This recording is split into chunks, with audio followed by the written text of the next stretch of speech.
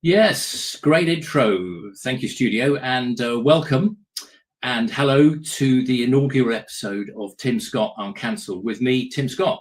And this episode, episode 1, is entitled Bonkers, Conkers and Superman Joins Ice. And we will make that very clear in a minute in case you're wondering what that is about. So it's good to have you with us, whoever you are, wherever you're watching from, and however you're watching it. So this show is recorded live. It'll be the first of many, we hope, and it will be available on various different medias to view as live. So the show's an hour long with an opening segment from me, with an opening start, and then we're joined by a guest. Our guest this week is David Moore. More about him in a minute. And we're going to be looking particularly at stories behind the news, not on the front pages, as you'll find on many of the TV shows, Sky, etc. They only look at the front pages. If it's a really big story, every front page will have the same story. We look behind the news to find out what's going on. And we aim to show you different stories from a variety of different papers and news medias. And the quirkier and the more controversial, the better. And we hope to show you and inform you with stuff that you probably might not see on the BBC or Sky or on Channel News. And why have we called this show Tim Scott Uncancelled? Well, we certainly want to navigate, or we need to navigate our way around the controversial online safety bill, so-called. We're being told, oh, this is just to protect children. It's nothing to do with silencing contrary voices. They seem very concerned about children, don't they? 16 and 17-year-olds, for the purposes of this bill, are being counted as children, the same 16 and 17-year-olds, of course, that they want to give the vote to. So 16 and 17-year-olds appear too young to be able to have unfettered and open access to the internet, but old enough to vote. Try and make it make sense. So we hope you'll hear all sorts of opinions on here, and stuff that you won't hear elsewhere. And we hope it's informative. So the show, as the intro suggested, thank you, Charlotte, for the intro, very good intro. We aim to be pro-free speech, pro-British, pro-Western, pro-strong defences, freedom of religion and belief, a smaller state, and lower taxes. So our first guest, David Moore, is ready now. So let's have David come on.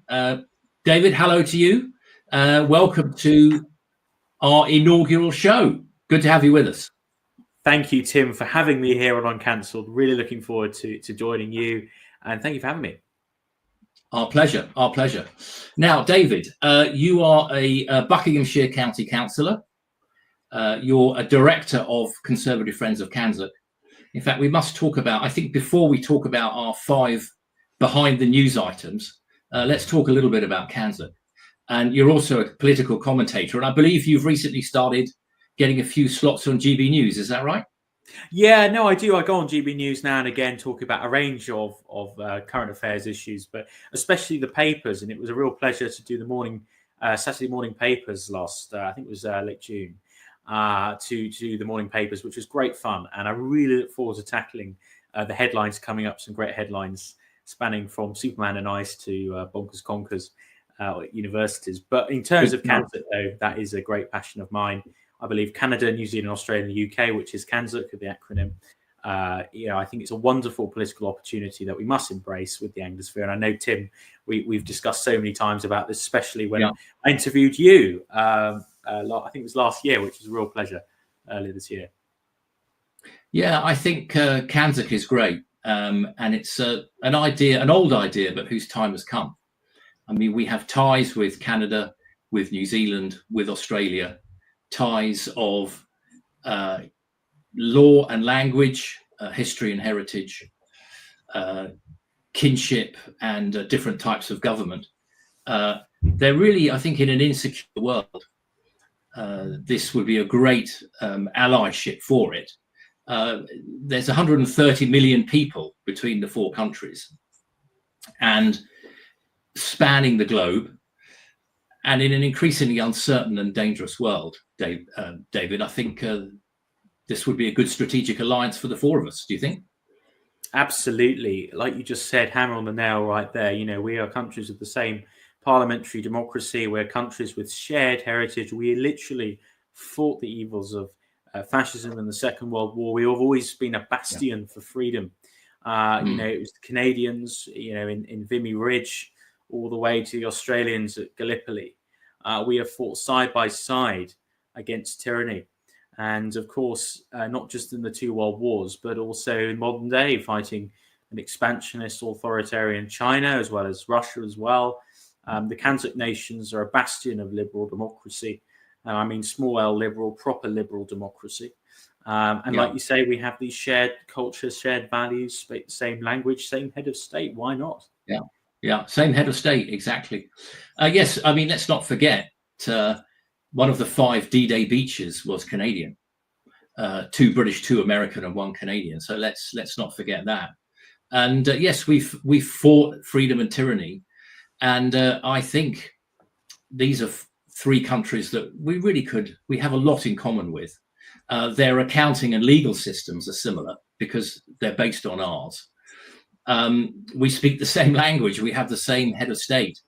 And we have common interests, whatever the government may be. New Zealand has a sort of a right-leaning government. Labour are in government in Australia, and Mark Carney, our former Bank of England governor, is now the Prime Minister of Canada. But I think our interests go beyond just who's in there at the particular moment. I think a particular highlight for me, David, was the meeting that you guys did at the Carlton Club with Tony Abbott. Very fond memories of that. I've got a bit of a link with Australia. I was born there, and I'm entitled to an Australian passport. So it was great to meet Tony Abbott, David. A bit of a political hero of mine, a great conservative, and a great Anglophile, David. That was a really good meeting. Thank you for putting it on. Absolute pleasure, Tim. It was such a pleasure to have you there, and you getting on with Tony and so many other like-minded Kazakh figures. And we also had Lord Andrew Roberts to deliver our first Kazakh lecture in the Carlton Club this summer, where he delivered the pillars underscoring Kazakh, what we just discussed.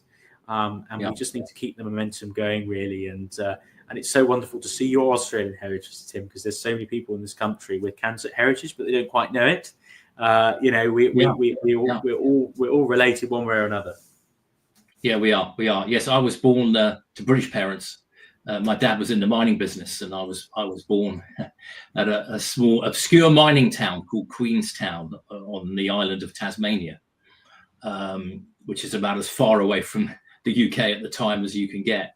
So you know, very happy with that heritage.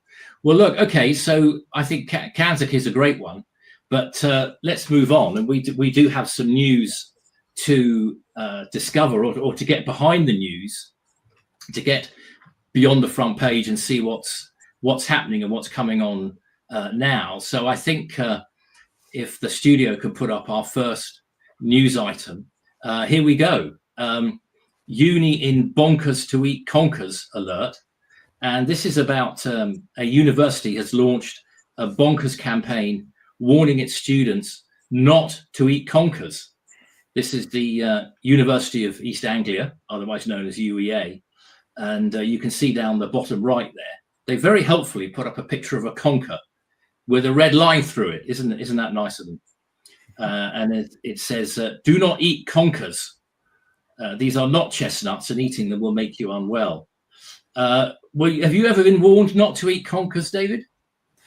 Well, at school, I actually wrote to the then Labour minister, I think age 8, complaining about ridiculous health and safety rules. It wasn't about Ah, conkers, but it was about like the fact we had to wear goggles to switch on a kettle, or not allowed to climb trees, or be children. But I suppose in this case, university, that was when we were like at primary school. But for university students, told not to eat conkers is, it's like telling adults not to, I know, eat nettles, even though if you boil nettles, you can make nettle soup. It's just, it's that lack of common sense, isn't it? And it's, the government now has to warn everyone. If it's 2 degrees higher than the average, there has to be a special weather warning. And I feel this is overprotected bureaucracy at work, Tim. it is. Did you play conkers at school? Put your conkers on a string and try and smash everybody else's. Did you do that? Oh yeah, we did that. And to be fair, but even back then, when I grew up under Blair's education state, I actually, I think we're, as far as I recall, allowed to do it.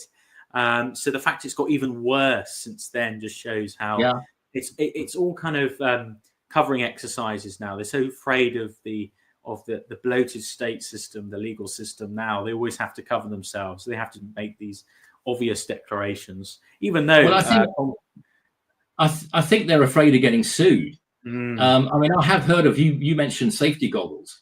I have heard of schools that if you want to play conkers, you have to put safety goggles on before you can play conkers. I'm amazed they don't make you wear a helmet and a flak jacket as well. I mean, who knows what damage these flying bits of chestnuts could do. So I'm glad to hear you. I mean, I remember playing conkers at school. I mean, it is the health and safety agenda just really gone too far, David, isn't it? Absolutely, Tim. I call it the lanyard class, which has taken over now. There's a whole industry out of health and safety. There's a whole industry out of regulation. And these are just creating these, frankly, non-jobs that are funded by the taxpayer to basically keep, they're keeping their job active by basically finding problems. It's like EU bureaucracy, all these ridiculous safety regulations we had to go through. I think this is the same thing playing here, Tim. It is. Well, look, I mean, like with DEI, I mean, there are well-paid jobs available to, some in what you refer to as the lanyard class. Maybe that should be the rainbow lanyard class. I mean, there are 6-figure salaries, that are possible to get here. I mean, this story, just to go on with it a bit, it says bosses have put the posters up at the international to aiming at the student intake, particularly Chinese students. And it says here they're afraid that new arrivals may confuse conkers, otherwise known as horse chestnuts, with water chestnuts. I mean, I think there's a joke here with this. There's got to be a joke, very poor joke here with this bonkers to eat conkers alert. Not that old chestnut again, which are prized. Apparently, they're prized in China for their crunchy texture and smooth taste. And the horse chestnuts, which are the rounder ones, these are the ones that you would play conkers with. They contain some sort of rather nasty toxin. But the university has very helpfully remarked that we look out for student welfare and thought this was an area where guidance may be needed. As far as we're aware, no students have attempted to eat conkers, and we'd like to keep it that way. The posters were prompted by a member of staff who previously worked with Chinese students and recalls similar confusion elsewhere. And they conclude, it's part of our broader commitment to student well-being. Isn't that nice of them?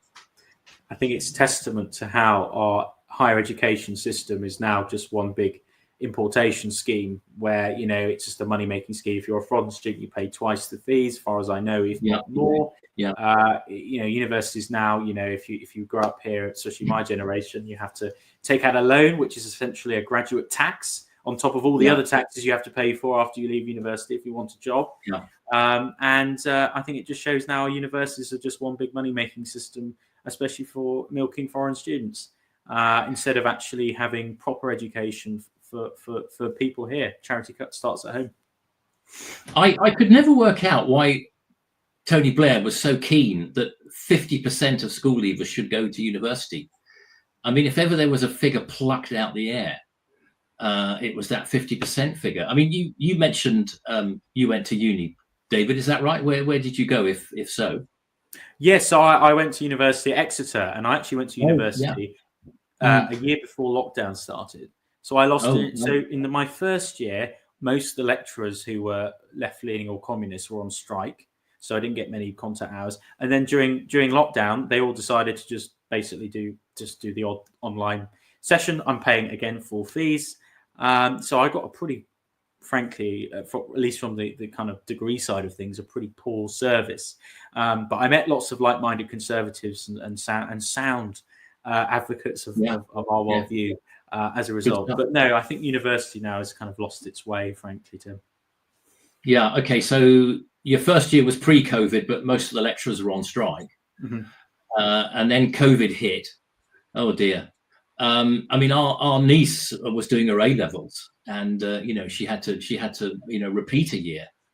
I mean, the risk of getting slightly off topic, I always felt the first lockdown was unavoidable because we didn't really know what we were dealing with. But what came after that, I think, particularly for guys like you, I mean, for people like me, like us, I suppose, with a nice house and a garden, and you could work from home. But I mean, you can't work from home if you're a bricklayer, can you? Or you live in a flat with no garden. It did huge. They talk here about in that article. Here it is again. They talk again about a broader commitment to student well-being. I mean, how was your as one of those? I mean, how was your well-being considered during COVID, David? Oh, it was all very token. Frankly, it wasn't. It was all just kind of, they were issuing thousands and thousands of pounds in fines, catching any student meeting more than the group of 6 or whatever that awful rule. This is the same rule that Nazi Germans put in Jersey during the war to all the Brits there. You couldn't meet more than 6 people. We were literally putting these most draconian measures, powered by the Sage Committee in the government at the time, who had a communist on the council of the Sage Committee. Yeah, literally, yes. Doing CCP style lockdowns. And it was shocking. And even before lockdown, the first ever lecture I had, and I was doing history and international relations, the first ever lecture was titled Decolonizing the Curriculum. All our history is evil, British history is evil, tear down Nelson's column. And we're paying thousands of pounds to these institutions. That's crazy. Yeah, absolutely crazy. Yeah. You weren't locked into you weren't fenced off with your hall of residence. I heard about this, forget where it was now. I hope it wasn't Exeter. They fenced off one of the halls of residence and said you can't leave. That's correct. I was quite lucky, Tim, where I was in halls in first years in 2019 and early 2020. So luckily we avoided that. So by the time it came to second year in private accommodation, our landlords were quite relaxed. But it is right. Loads of people in halls were locked up in their fenced off, and it was highly regulated. These fines were issued, £12,000, I think one fine was. It was utterly draconian. Really, really, really bad. Wow. So much for student well-being, eh? Yes, indeed. Wow. Okay. Well, okay. So I think we've done that one. And yes, bonkers, conkers. Okay. So let's move on to our second story, which is quite an interesting one and raises some issues. Trainers that let parents check child's every move. Parents now have a new way to keep tabs on their kids, thanks to a hidden compartment in a range of kids trainers. Sketchers, it says here, have unveiled a collection for 4 to 8 year olds that has space for an Apple AirTag tracking device in their soles. Fascinating, raises all sorts of privacy issues. Just these AirTags.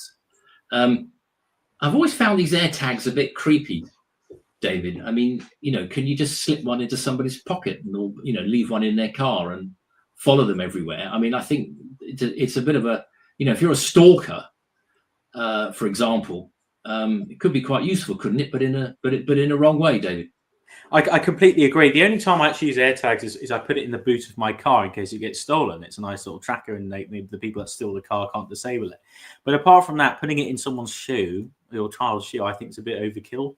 I think it goes back to the conkers point about trust. I feel let children be children, At school right now, they're being told to question their sexuality, question their role in life, their lack of positive male or female role models, and now they're being monitored by, I feel it is an overzealous move, and I think children should be free to climb trees, explore the forest or their local field. This is what the essentially the nature of growing up in England is, to embrace nature, and I just feel having to track them is a bit overkill to him. Yeah, I feel a bit uncomfortable with it. It's sort of it is helicopter parenting a bit, isn't it? I mean, at the risk of sounding like, going back to the good old days. I mean, here we are with a beautiful summer's day, and if it was a nice summer's day, my mum would make me and my brother a packed lunch and send us out on our bikes, and she would say, "Oh, come back for tea," and we'd hare around the place. We were probably a bit of a danger to everybody.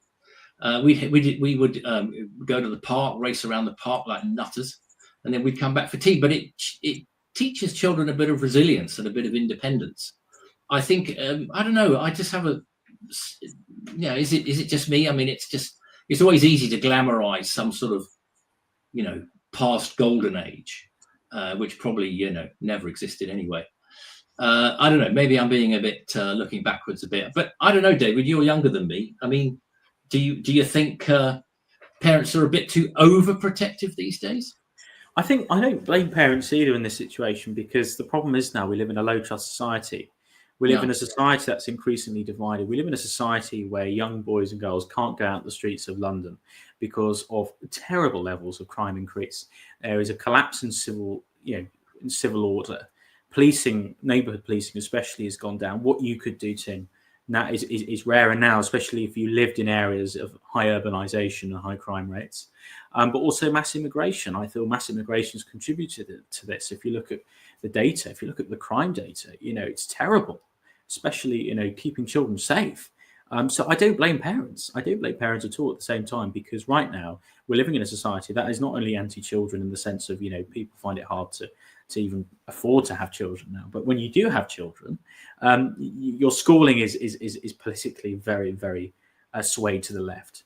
And then when you try and, have some fun outdoors, you've got a society that sadly just doesn't trust itself anymore. Yeah, interesting comments, David, which I would broadly agree with. I mean, I think, I do recognise that these days it's a bit, for younger couples trying to get on the housing ladder, starting a family, getting married, the cost of a wedding, all that sort of thing. I mean, okay, marriage is more than just a one-day wedding, but most people who get married want to have a nice wedding. Just the cost of all of that, and trying to get on the housing ladder with housing prices the way they are, it's a lot more difficult for people in their 20s and 30s starting out in life than it was when we were there, and I think also there's all sorts of issues coming up here now. I think, yes, we are a less trusting society. I think also we've got a lot more vehicles on the road.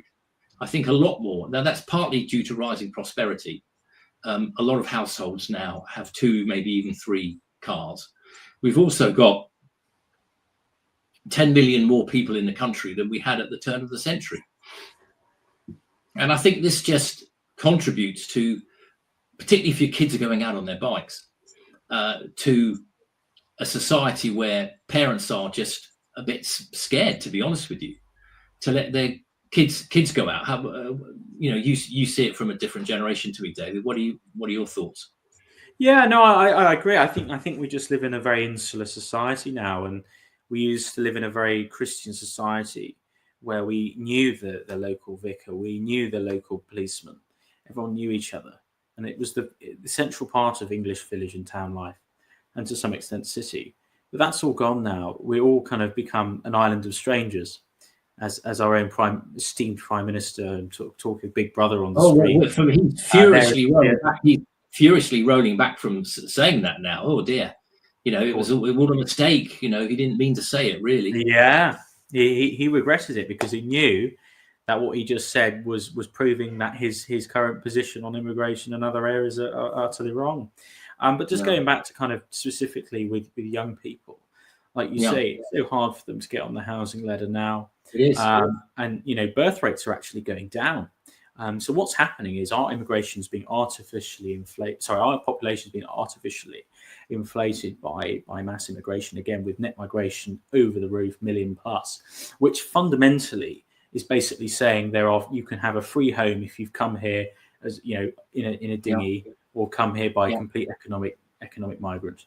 But if you're someone who paid your taxes and your children just grew up in this country, you're wealthy enough not to have social housing, but your children can't even have a house because the rent's too high in the buy side. So they end up living with their parents, which defeats the point of the nuclear family.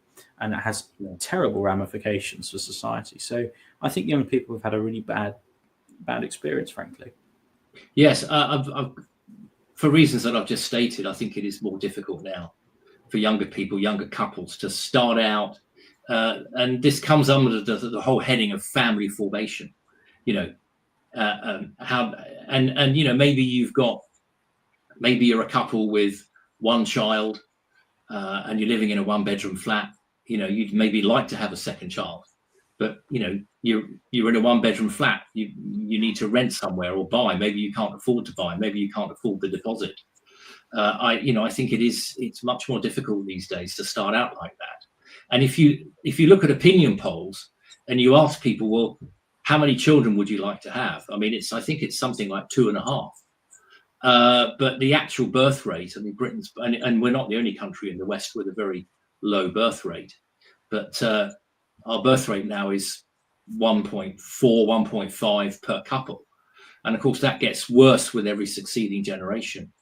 And if I was on GB News the other day talking about pensions, and of course, we've got an increasingly elderly population with a declining birth rate, which is never a great idea. So, basically, David, you're going to have to work a double shift and get an extra job to pay the tax and fork out the pensions, the national insurance for all the pensions. So, there's that.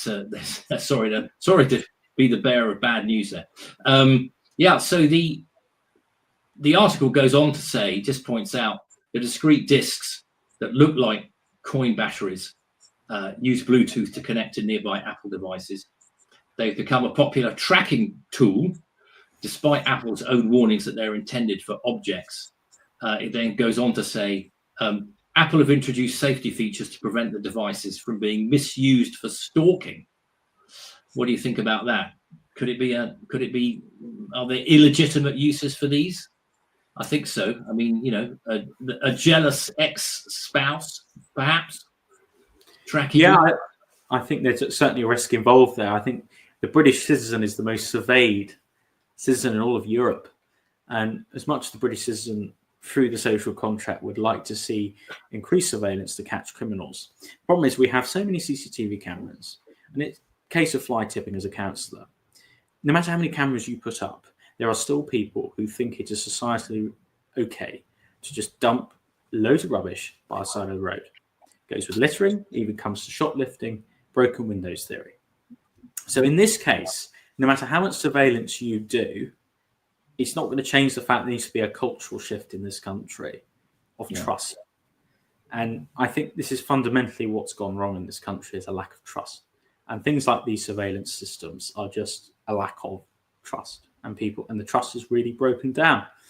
And a great Singaporean leader who wrote a lot about Britain, who loved Britain, Lee Kuan Yew, apologies if I mispronounced his name, but he did so much to turn Singapore from what was a mudflat based on British values to a metropolis based on British style values. And he wrote about how in London he would get off the tube, and I think this was back in the 50s, and there used to be a cup on the newspaper stand. There was no one manning the newspaper stand, and you put your pennies in. And he saw that as a highly successful British civilization. Yes, it was an open cup. Yes, precisely. When that's gone, which it has, and Robert Jenrick did a very good thing about no one paying their fares anymore, that is a society that is in death spiral, and we need to save it. And I think trust, it's fun.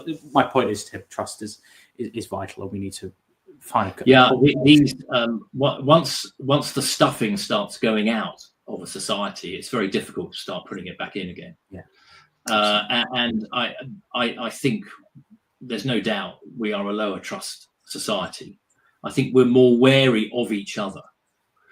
And the way that in Oxford Street now, they've got signs on the pavement saying, watch out, don't get your phone nicked. These have been put down officially. So in London, I wonder what visitors to London will make of this, or somebody writing, the next London guidebook. We're now officially admitting that and it's not just London's got a crime problem. You've got to watch out for yourself, and don't wear. I mean, I was talking to a guy I know, quite a successful business type, a few years ago, and he had a beautiful watch on, one of those really fancy makes, might even have been a Patek Philippe, I think. And I said, oh, lovely. He said, yes. He said, when I sold my business, I bought myself this watch as a present. I mean, these watches go for a lot of money.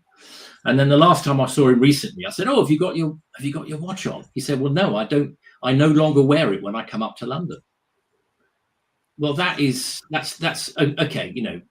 I'm not expecting everyone to get their tiny violins out for a guy who can afford a watch like that, but it just shows you, and it operates on the most basic level. It doesn't have to be a really expensive watch. Just your mobile phone can just be nicked off you like that, and we're almost admitting that it's happening, aren't we? Absolutely, and it's embarrassing on the international stage when people come to this country, whether it be tourists or on business, and they see the collapse. This is not the Britain we know. This is not the Britain that built the world, and now we can't even manage basic civil order in our capital.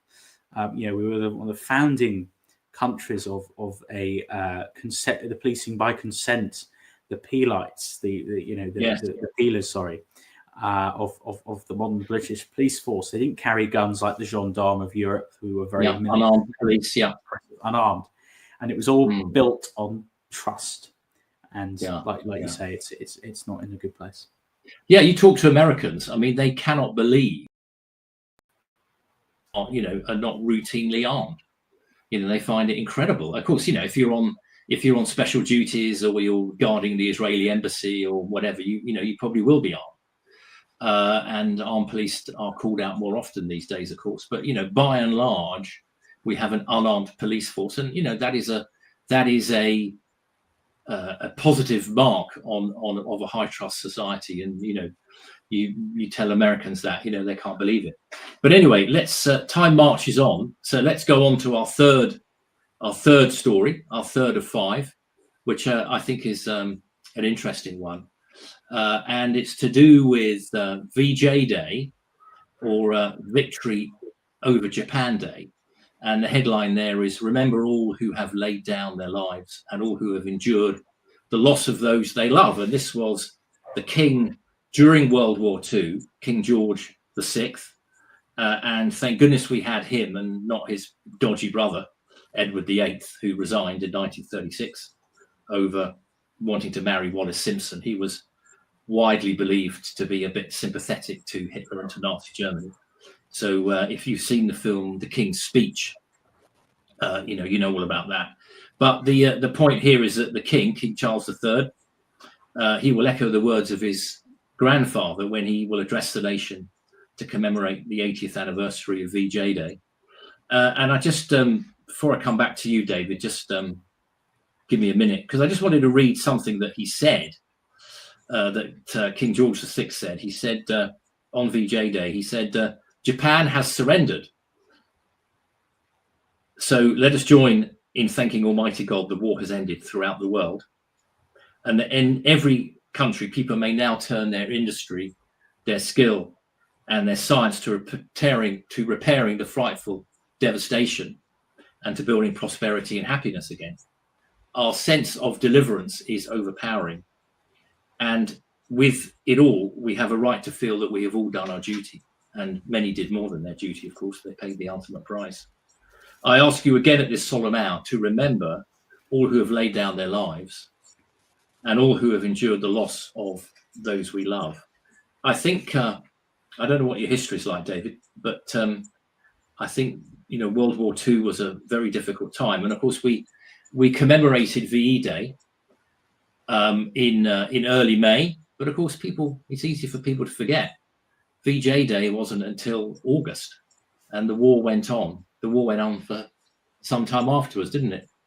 Absolutely. And the many POWs who survived the Burma Railway, they survived the terrible death marches, who were obviously liberated at the end of the war around VJ Day. You know, Prince Philip literally saw as his ship went into, I think it was Tokyo Harbor or parts of the Japanese coast, and liberating these prisoners. It was a shock. And after the fall of Singapore in 1942, which is an utter huge blow to our prestige. 3 years later, we obviously came to victory in Burma under General Slim, and of course, you had Mountbatten, who was Commander-in-Chief of Allied forces in that area. But it was a huge battle, the Pacific campaign. You know, people talk a lot about Pearl Harbor, but we had the attack on HMS Repulse. The day after, we lost a King George V battleship. And we need to teach this in schools, that the war against Japan was a huge theatre of operation of many thousands who died, the tribute to nearly 30,000 British troops killed in Asia. Talking of cancer, the amount of Australians and New Zealanders and Indians in British India who fought against the Japanese in terrifying conditions in the jungle, as well as, you know, the island hopping that went on. So it will be wonderful to hear His Majesty, his message in my council ward of the Farnhams of Stoke Poges. There's lots of VJ Day commemorations, which is wonderful to see, and they're going to do remembrance through that. So yeah, it shouldn't, lest we forget. Indeed, David, I appreciate your grasp of history. Very good. You mentioned Pearl Harbor, of course, a day that will live in infamy. The war in the Pacific, was not started by the Allies. And of course, the war went on for some time. After VE Day, the war went on for several months. And soldiers who were out there did feel a bit forgotten. I mean, VE Day was celebrated here, of course, quite rightly so. Big crowds, etc. And of course, we'd suffered, London and much of the rest of the country had suffered under the Blitz, particularly in around the Battle of Britain. But then with the V1s and the V2s, the Doodlebugs and the V2 rocket, which until fairly late in the war, London at least was still being bombarded, not so much by the Luftwaffe, but by Hitler's terror weapons, the V1 Doodlebugs and the V2 rockets. So there was an understandable outburst of joy when Nazi Germany surrendered. Fascist Italy had, of course, surrendered a few years before. But the war continued in the Far East, and we did make a significant contribution to it. Interesting that you mentioned the fall of Singapore, probably the worst, one of the worst, if not the worst, British military disaster ever. And of course, we then sent the Prince of Wales and the Repulse out to try and do something about it, and they were both sunk by Japanese bomber planes. And Churchill records in his memoirs that the news that they were both sunk was the grimmest news that he heard of the war, and it presaged the move in naval tactics away from battleships, with aircraft carriers and air power becoming ever more important. Of course, let's not forget that controversially, perhaps, the Allies, well, the Americans really, actually with a bit of help from us, actually, they had to drop 2 nuclear bombs on Japan to get them to surrender. And this is where it gets really nasty. I mean, I struggle to think how else we could have got Japan to surrender, because the war was absolutely horrendous, and America was having terrible casualties just taking some of the small Pacific islands back, let alone an invasion of mainland Japan. So terrible though it was, David, I struggle to see how else we could have forced Japan to surrender. I don't know what you feel about that. Yeah, well, I think in terms of usage of the nuclear weapon, we all know with the Japanese doctrine of surrendering is the most dishonourable thing ever. So if we didn't have any nuclear technology, the Japanese still had holdouts in Korea, in China, and many of the islands. They were still far from territorially still in a position to fight. and it was inevitably the nuclear weapon that made them sue for peace. And of course, it was devastating, the damage. What I will say is, I think some of the targets that were considered could have been revised. I think there could have been more military-based targets. One of the bombs, I can't remember, it was Hiroshima or Nagasaki. One of the cities was one of the first cities that actually where Christianity came to Japan, and it was a historic city, or both were, and they were destroyed. And I maybe, if I know hindsight's a powerful thing, but we could have maybe chosen a more military target. We could have used it on a fleet or a harbour. But either way, that is hindsight. At the end of the day, a conventional invasion of mainland Japan by the Allied forces would see casualties far higher than the toll of the nuclear weapons, because we all know that, if there was an invasion of mainland Japan, the Japanese army with the Banzai tactics, and they would fight, most likely fight to the death, unless the emperor said it's time to surrender, because the emperor has the final word, which of course he did, with that famous photo of him and MacArthur. Yes, I mean, it was a terrible, terrible thing to have to do, but I can't see how else the war in the Pacific could have been ended. And I think you're right. The Allies, well, the Americans mostly, were preparing for an invasion of mainland Japan and expecting a huge number of casualties, both Japanese and American. Okay, so thank you for your historical knowledge there, David. So let's move on to to see how Superman has joined ICE to help save America. Now, here's this story. I think it's slightly tongue-in-cheek, this story. It's one of these lovely stories that's kind of half good for a laugh, half sensible. So it says here, the former Superman actor, not Superman himself, of course, the former Superman actor, Dean Cain, has signed up to join the Immigration and Customs Enforcement in America, or ICE, to help save America, in inverted commas. The one-time Man of Steel has announced on social media that he had joined ICE, the agency responsible for finding, detaining, and removing people who are in the United States legally. Who would be the British equivalent, David? What do you reckon? To join the Home Office and try and help out. What do you reckon? Well, the sad reality is, in Britain, our border security is not very well. It's non-existent, really, and I think the police don't really control our borders. It's done through Border Force, which is an agency of the Home Office, and it's very different to ICE, where they have obviously weapons. They are like a police. The deterrent's definitely there. But what I find very interesting in America is a lot of celebrities will trash the police. You saw it with BLM in 2020, all ACAB, all cops are bastards, quote. And yet all these celebrities living their Beverly Hills gated accommodation, as soon as someone was burgling them, they want the police to come and save them. And it's great to see a Hollywood star who is actually saying, I respect our law enforcement. In fact, I'm going to join our law enforcement.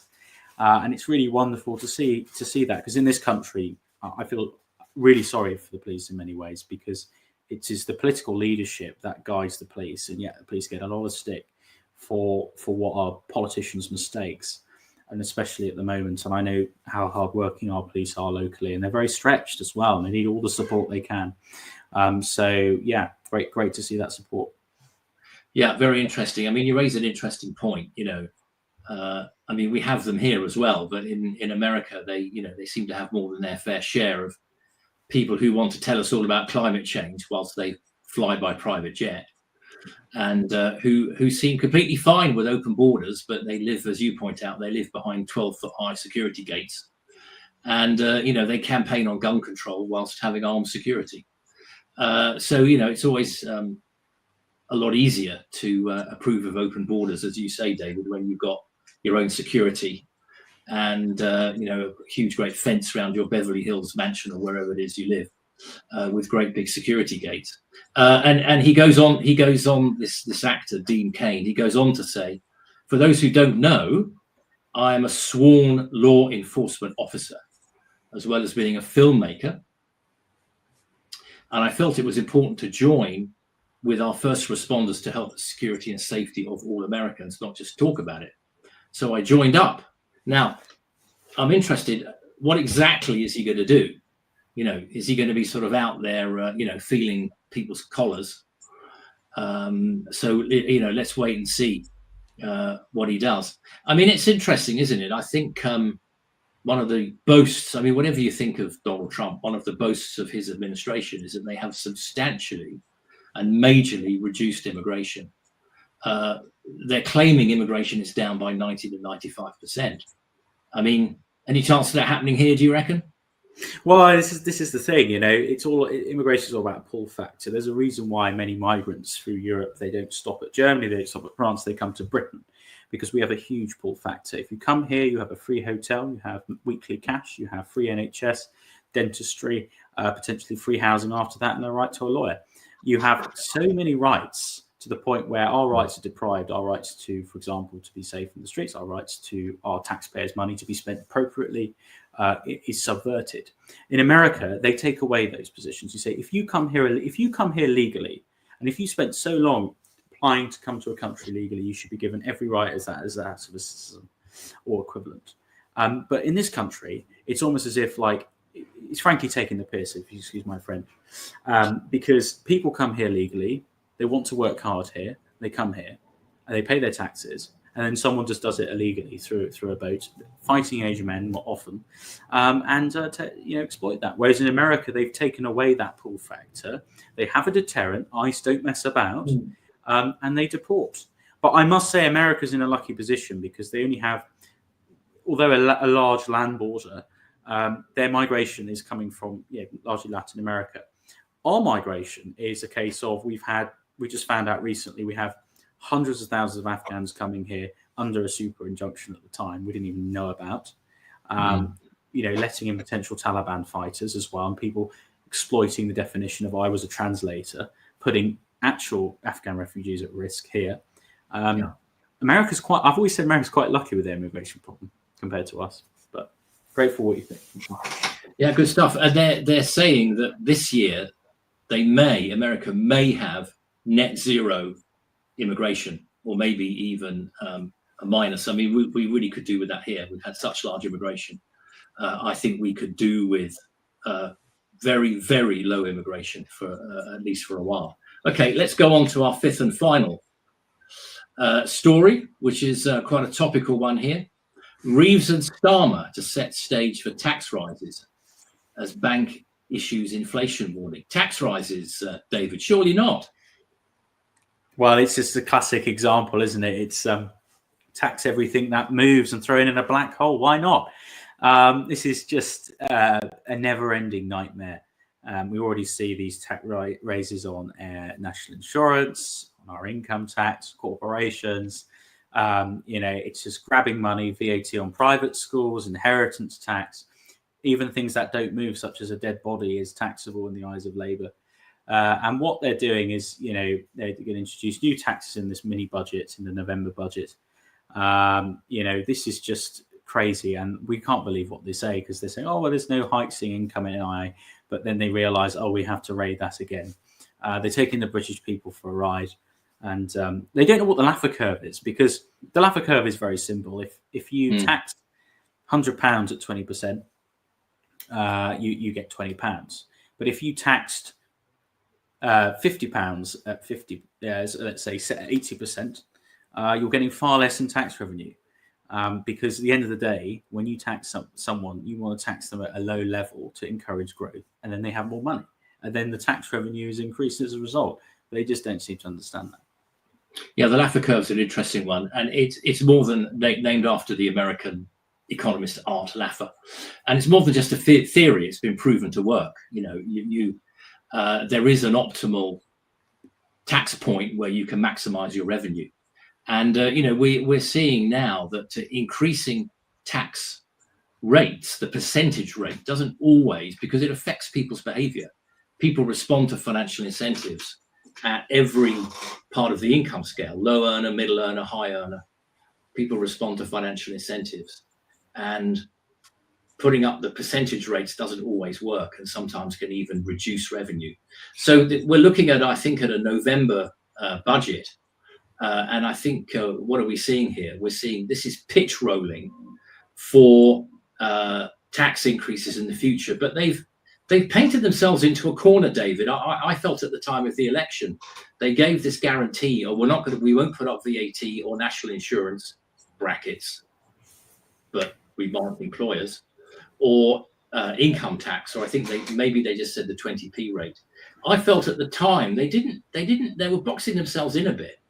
And of course, this is always people's biggest worry about Labour, is that they'll tax and spend, and they'll run up a huge bill on the nation's credit card.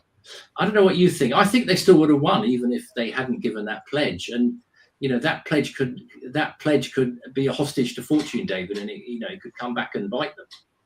I agree. I think they're politically in trouble because they've shafted quite a few. Well, the white working class, for example, they're all migrating to reform or the right.